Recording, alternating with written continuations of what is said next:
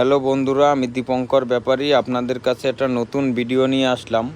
এটা হলো FZ version 2 গাড়ির হাইড্রোলিক সিলিন্ডার। তাই সিলিন্ডারটার ভিতরের এই যে বকেটগুলো দেখতেছেন আমি যে লাগাচ্ছি, এই বকেট হইছে জাম হয়ে গেছিলো। তাই এই জামের কারণে এই ব্রেকটা সবসময়ের জন্য চাকা যখন ঘোরে তখন জাম মনে হয়। তা আমি এখন কাজ করলাম কি, এই হাইড্রোলিকের এই যে রবারগুলো যে আছে বকেট, এই বকেটগুলো আমি ওয়াশ করলাম। তলের ভিতরে কার্বন পড়ে গেছিলো, কার্বনও পরিষ্কার করলাম। এখন আমি নতুন করে আবার এই জিনিসটা ফিটিং করতেছি। আপনারা দেখুন কিভাবে এই জিনিসটা ফিটিং করতে হয়, আপনারা নিজেরাও বুঝতে পারবেন।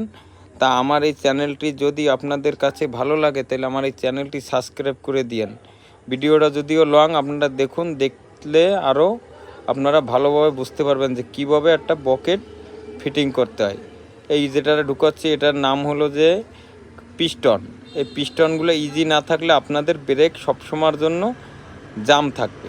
এইগুলো আশা করি সবসময় খুলে মিস্ত্রির কাছে যেয়ে এটারে ওয়াশ করে আপনারা আবার লাগাবেন, সুন্দর করে পরিষ্কার করে দেখবেন আপনাদের চাকা পুরো ইজি থাকবে। আর চাকা যদি আপনাদের ইজি না থাকে তাহলে আপনাদের তেল বেশি খাবে, গাড়ি ভাগবে কম, ব্রেক ভালো হবে না। এই জিনিসগুলো সবসময় ওয়াশ করতে হবে। এগুলো 12,000 15,000-এর পরে এই ব্রেকগুলো ওয়াশ করতে হয়। তা দেখুন আমি কিভাবে ওয়াশ করলাম। এইভাবে আপনারা যদি ওয়াশ করেন তাহলে আপনাদের ব্রেকটা সবসময় ভালো থাকবে, আপনাদের ডিস্কটাও ক্ষয় হবে না। তা আমার এই ভিডিওটা যদি আপনাদের কাছে ভালো লাগে তা আমার চ্যানেলটি সাবস্ক্রাইব করে দিন। ধন্যবাদ সবাইকে। ভালো থাকবেন, সুস্থ থাকবেন।